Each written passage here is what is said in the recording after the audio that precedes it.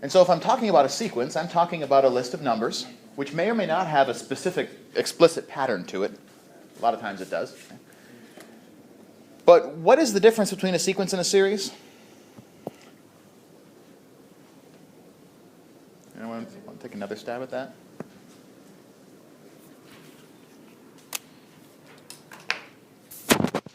And this is also hard because physicists and chemists tend to abuse these two terms and treat them as equivalent. They are most certainly not.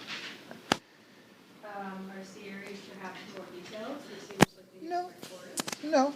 Well, no. We could create a sequence that uses factorial in it. 1 over n factorial, for instance. That would be 1 over 2, 1 over 6, 1 over 24. We'll talk more about factorials. They're going to be a part of our life in the next couple weeks.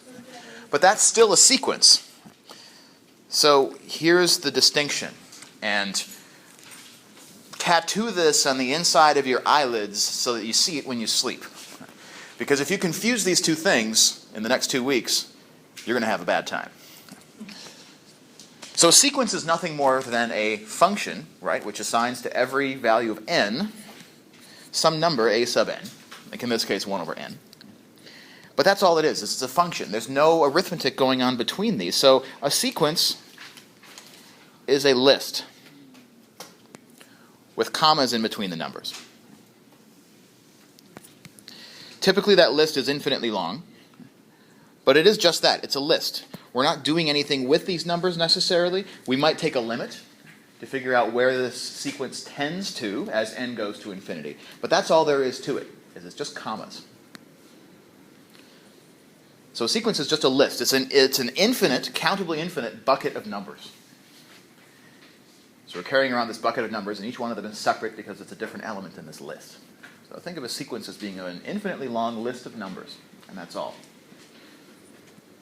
But if that's what a sequence is, then what's a series? When we do something with those numbers. Namely, what do we do with those numbers to make a series out of them? Like a summation? Yeah, there we go. So when we say series, we're not just listing those numbers. We are endeavoring to add those numbers all together. So instead of 1 comma a half, comma a third, etc., we now have 1 plus a half, plus a third, plus a fourth, plus a fifth, plus dot, dot, dot.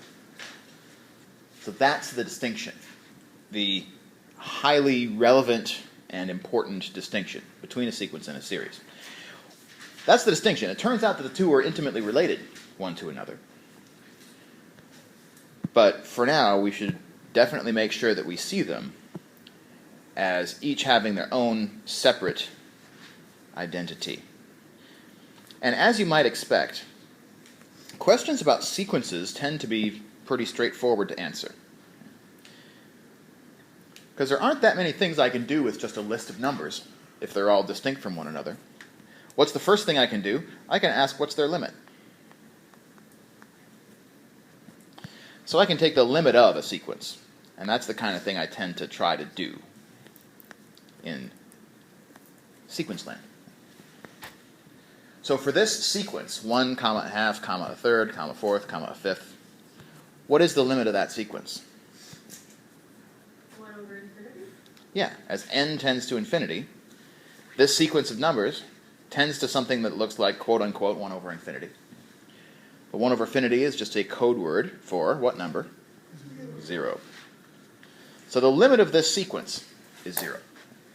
And any sequence that has a finite limit, like this one does,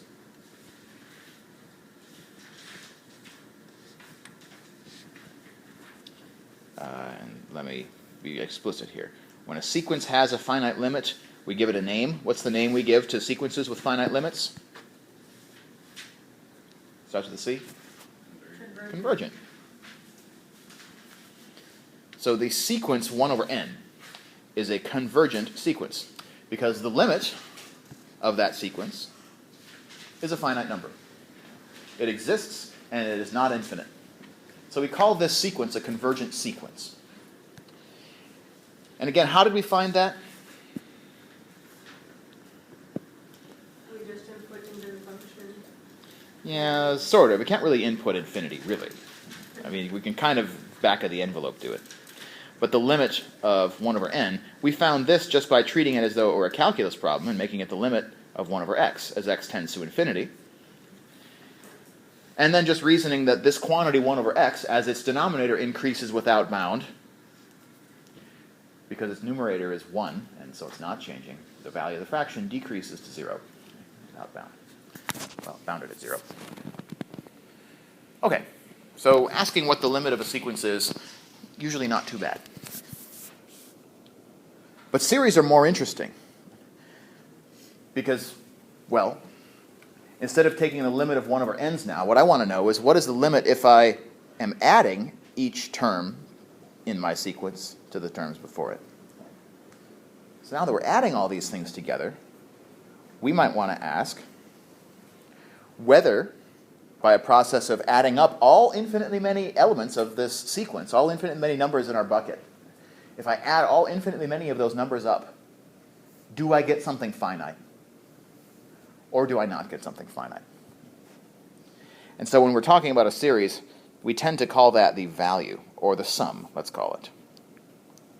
The sum of a series is what we usually want to know. And we'll write the sum of a series typically using summation notation. So this big capital sigma just means sum. So we're going to be adding up the numbers in this. We're adding up the numbers in our sequence and asking whether, when we add them all up, we get something finite or not. And when we use summation notation, we need to say where our sum begins. So maybe it begins with my first term, and where the sum ends. And if we're thinking about an infinite series, we'll put an infinity up on top to say that this sum doesn't end, that we're trying to add up infinitely many terms.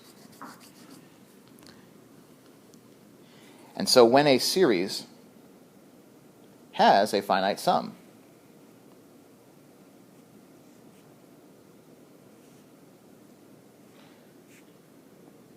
we call that series convergent. So there's a difference between speaking of convergent for sequences and speaking of convergent for series. For sequences, convergence just means that the limit of the sequence is finite. For series, we need the sum of the series to be finite to speak of the series as being convergent. So again, because sequences and series are distinct from one another, because they're not the same thing, we ask questions about the limits of sequences, and we ask questions about the sums of series.